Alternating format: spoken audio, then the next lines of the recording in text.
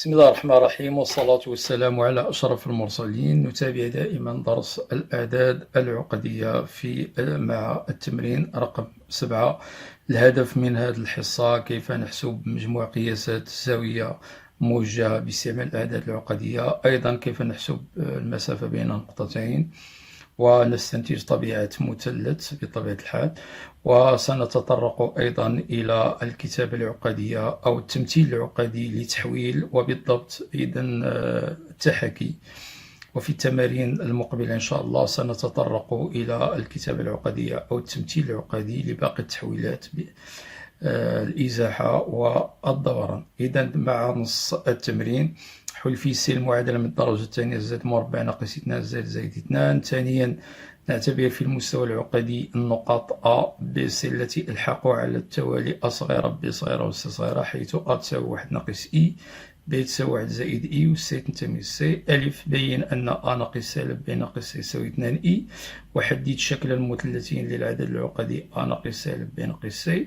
سؤال ب: استنتج مجموع قياسات الزاوية الموجهة سي ب سي أ، وأن المسافة AC تساوي 2 بسي. سؤال ج: حدد طبيعة المثلث ABC.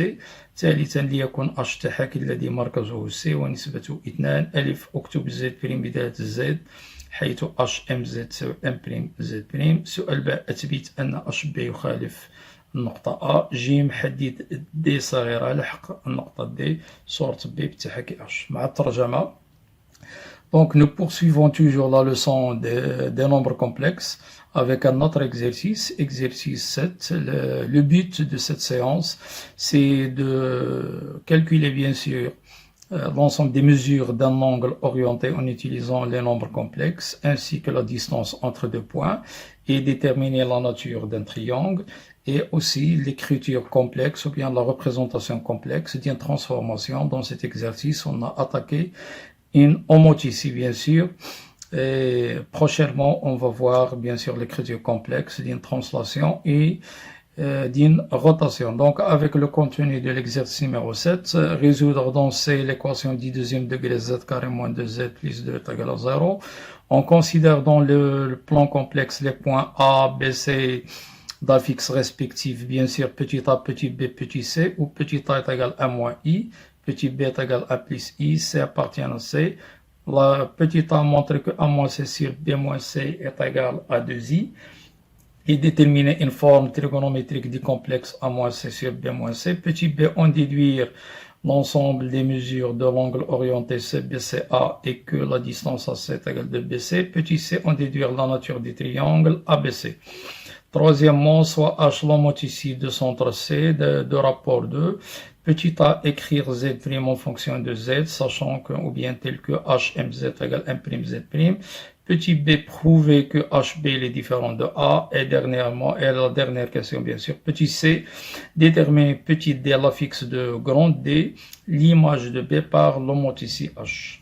إذن على بركة الله نبدأ الحل. إذن بالنسبة كما رأينا في التمارين السابقة، إذن لحل معادلة من الدرجة الثانية، إذن نحسب دلتا تساوي ناقص 2 مربع ناقص 4 أصي. إذن 1 في 2 إذن تساوي 4 ناقص 8 تساوي ناقص 4 سالب.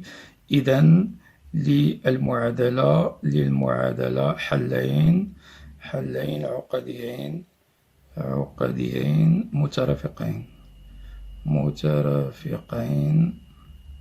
طبيعة الحال زائد 1 تساوي ناقص ب، إذا ناقص 2 زائد إي جذر مربع ناقص دلتا ناقص 4 على 2 أ، إذا على 2.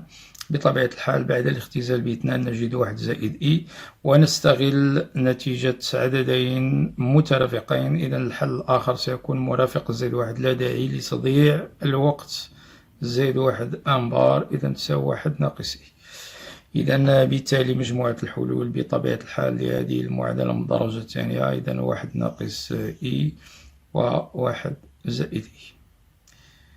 نمر الآن إلى السؤال الثاني. إذا ثانيا ألف، بطبيعة الحال لنبين أن أ ناقص سي. إذا هنا حذاري من الأخطاء كثيرة جدا. هذه إذا الاقتراحات التي أقترحها بطبيعة الحال أجتهد لكي تكون قريبة جدا من مواضيع الامتحان الوطني.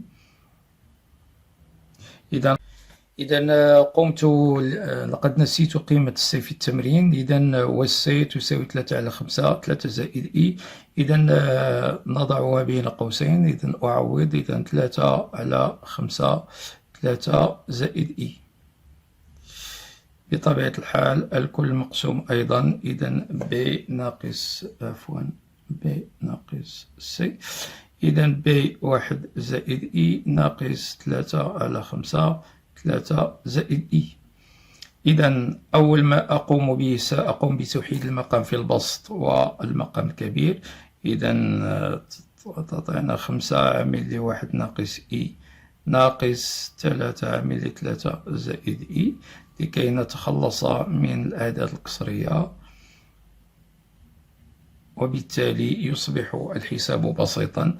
نفس العملية يقوم بتوحيد المقام في المقام الكبير. ناقص 3/3 زائد إي الكل على 5، ثم نختزل بتطبيق قاعدة. إذا قاعدة منذ الإعدادي. إذا أ على بي على سي على بي نقوم باختزال فنجد أ على سي. إذا يساوي. إذا 5 ناقص 9 إذا ناقص 4 وناقص 5 إي ناقص 3 إي ناقص 8 إي. 5 ناقص 9 إذا 5 ناقص 9 ناقص 4 و5 إي ناقص 3 إي زائد 2 إي. نقوم بالتعميل بطبيعة الحال بناقص 4 فنجد 1 زائد 2 إي، وفي المقام نقوم بالتعميل بناقص 2 فنجد 2 ناقص إي. إذا ناقص 4 هي 2، ونقوم بضرب بطبيعة الحال الضرب والقسمة في مرافق العدد 2 ناقص إي. إذا 2 زائد إي، و2 ناقص إي مضروب في مرافقه كما رأينا في بداية درس أعداد العقدية يساوي جزءه الحقيقي زائد جزءه التخيلي مربع. جزءه الحقيقي مربع زائد جزءه التخيلي مربع. إذا هكذا نحصل على 2. نقوم بالنشر. إذا 2 زائد إي زائد 4 إي ناقص 2 على 5. فنجد بطبيعة الحال إذا 2 ناقص 2 إذا 2 في 5 إي على 5، وبعد الاختزال ب5 نجد 2 إي. الآن نمر إلى الشكل المثلثي. الشكل المثلثي إذا قمنا بطبيعة الحال إذا من خلال التذكير. إذا مهم جدا رأينا في الدرس حالات خاصة مهمة جدا. مهما يكون أ موجب قطعا فإن العدد التخيلي أ إذا يساوي أ على 2، ومهما يكون أ سالب قطعا إذا أ يساوي ناقص أ ناقص ب على 2. على التلميذ أن يحفظ هذه الحالات لأنها مهمة جدا.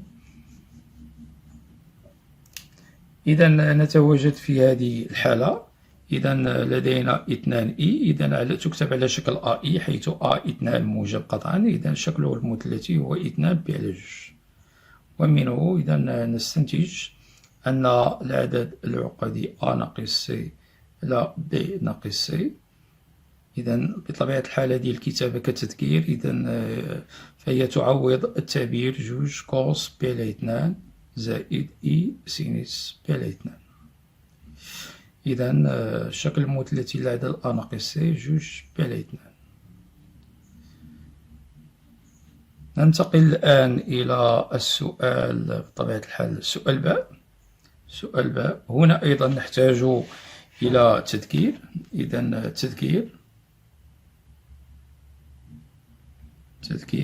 إذا كانت لدينا بطبيعة الحال إذا 3 نقاط أ و ب و سي ألحقها بطبيعة الحال. إذا أ و ب و سي فإن مجموع قياسات الزاوية بطبيعة الحال مجموع قياسات الزاوية إذا سي بي سي أ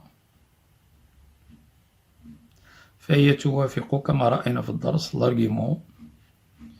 إذا قمنا بطبيعة الحال ببعض الملاحظات لكي تساعد التلميذ على تذكر هذه الخاصية.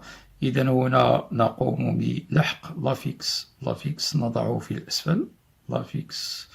إذا لحق المتجه سي بي، والتي هي لحق النقطة التي على اليمين ناقص لحق النقطة على اليسار، أي بي ناقص سي. وبينما هنا إذا نقوم بتعويض بطبيعة الحال لحق المتجهة سي أ، والتي سيكون أ ناقص سي بتفضيل جوج بي. إذا باتباع طبيعة الحال هذه الخاصية، إذا فهي توافق لارغيومون أ ناقص سي بفضل السؤال السابق. إذا اللارغيومون يتواجد دائما في الشكل مثلثي، وأ ناقص سي على بي ناقص سي لدينا شكله مثلثي. إذا لارغيومون أ ناقص سي بي ناقص سي بي على جوج، إذا بي على جوج بتفضيل جوج بي. بمعنى آخر كملاحظة بطبيعة الحال، إذا المثلث فهو قائم المثلث أ بي سي قائم الزاوية في النقطة التي تتكرر بطبيعة الحال، وهي السي في السي، أي أن قياس الزاوية السي بي على جوج، أي أنها زاوية قائمة. وأن السي تساوي، الآن نمر إلى البرهنة على السي تساوي بي سي. إذا كثير من التلاميذ يستعملون التعريف بطبيعة الحال، يحسبون السي ثم يحسبون المسافة بي سي باستعمال المعيار بطبيعة الحال، ولكن لا يوظفون الأسئلة الجاهزة، مثلا السؤال ألف. إذا يمكنني استنتاج هذه المسافة السي تساوي بي سي فقط من النتيجة السابقة. كيف ذلك؟ إذا لدينا بفضل السؤال ألف لدينا أ ناقص سي بي ناقص سي تساوي 2 إي. نمر إلى المعيار. إذا معيار أ ناقص سي على بي ناقص سي تساوي المعيار لجوج إي، وهذا إذا يستلزم دائما معيار أ ناقص سي على معيار بي ناقص سي حسب خاصية المعيار التي رأينا في الدرس تساوي 2. لماذا؟ لأن بصفة عامة معيار أ إي تساوي القيمة المطلقة لأ، ما يكون أ ينتمي لآ. إذا جدال الوسطين يساوي جدال الطرفين، فنجد أ ناقص سي تساوي جوج بي ناقص سي. إذا هذا يستلزم أن المسافة أ سي تساوي جوج المسافة بي سي. إذا ننتقل إلى السؤال جيم. سبق أن أجبنا على هذا حدد طبيعة المثلث أ بي سي. حذاري، المثلث أ بي سي ليس متساوي الساقين، الدليل أن المسافة أ سي تساوي جوج بي سي، وإنما هو قائم الزاوية فقط في سي. إذا بفضل ما سبق المثلث أ بي سي قائم الزاوية في سي. إذا بهذا نكون قد أنهينا الجزء الأول من التمرين رقم 7. كونوا في الموعد مع الجزء الثاني إن شاء الله. لا ترجمة. إذا سأقوم بترجمة الحل. Donc, on va passer à la solution. Donc, comme on a vu dans les exercices précédents, donc pour résoudre une équation du deuxième degré, nous devons passer par le discriminant delta qui est égal à -4, donc strictement négatif. Donc, l'équation admet deux solutions complexes conjuguées. Donc, on va calculer bien sûr l'une des solutions et on déduire l'autre. Z1 est égal à moins b plus i racine de moins delta sur 2a qui est égal à 1 plus i après simplification, et l'autre on va le déduire puisqu'ils sont conjugués. Donc Z2 ce n'est rien d'autre que le conjugué de Z1, donc 1 moins i. D'où l'ensemble de solutions est égal à 1 moins i 1 plus i. Deuxièmement, petit a. Donc on calcule A moins C sur B moins C, donc en remplaçant bien sûr C avec sa valeur. Donc il y a beaucoup d'erreurs dans ce type d'exercice, donc il faut faire très attention. Donc pour alléger bien sûr le calcul, donc on va rendre au même dénominateur dans le numérateur et le grand dénominateur. Donc, et après simplification, en utilisant cette petite règle A sur B sur C sur B est égal A sur C, donc nous aurons moins 4 moins 8i sur moins 4 plus 2i, et on factorise par moins 4, et ainsi que moins 2 dans le dénominateur. Donc, nous trouvons bien sûr donc 2, et on va multiplier en même temps par le conjugué du complexe se trouvant dans le dénominateur. Donc, nous aurons facilement, bien sûr, est égal à 2i. Donc, pour la question comment trouver une forme trigonométrique de A-C sur B-C, nous avons vu un résultat qui est très important, des cas particuliers dans le cours. Donc, on va rappeler, quel que soit A strictement positif, A est égal à pi sur 2, forme trigonométrique. Autrement dit, est égal à cos pi sur 2 plus I sin pi sur 2. Ici, A strictement négatif, A est égal moins A moins pi sur 2, c'est-à-dire son module moins A, son argument moins pi sur 2. Donc, 2i est égal à 2 pi sur 2, est égal à 2 cos pi sur 2 plus I sin pi sur 2. Donc, passons à la question petit b. Donc, un petit rappel de la propriété, l'ensemble des mesures CBCA. Donc, dans le c'est les congrus à l'argument de l'affixe du premier vecteur, là, qui est B-C, et dans le numérateur, l'affixe du CA, c'est-à-dire A moins C modulo de pi. Or, d'après la question précédente, l'argument de A-C sur B-C est égal à pi sur 2. Donc, il est congru pi sur 2. Donc, nous déduisons que l'angle C, c'est un angle droit parce que sa mesure est pi sur 2 en radian ou bien 90 degrés. Donc, on va passer à démontrer que AC est égal à BC. Certains élèves calculent AC et BC séparément. Donc, il faut exploiter les résultats précédents. Donc, A-C sur B-C est égal à 2i. Il suffit de passer au module, comme on va voir. Donc, en passant au module et en appliquant les propriétés des modules, donc nous aurons donc produit des moyens égal produit des extrêmes. Et on va utiliser cette remarque qu'on a vue au cours. Le module de AI où A appartient à ce n'est rien d'autre que la valeur absolue de A. Or, A, c'est 2 positif, donc la valeur absolue de 2, c'est 2. Et on déduit donc que A moins C est égal de B moins C. Produit des moyens est égal produit des extrêmes. En passant à la distance, donc AC est égal de BC. La question petit c, elle est simple. Donc, le triangle ABC, attention, il n'est pas isocèle, mais il est uniquement rectangle en C. Donc voilà, on a terminé cet exercice numéro 7, la partie numéro 1. Soyez au rendez-vous pour la partie numéro 2. إلى ذلك الحين نستودعكم الله الذي لا تضيع ودائعه، بالتوفيق إن شاء الله. لا تحرمون من صالح دعواتكم لنا ولوالدينا وأولادنا ولمن علمنا ولجميع المسلمين. والسلام عليكم ورحمة الله تعالى وبركاته.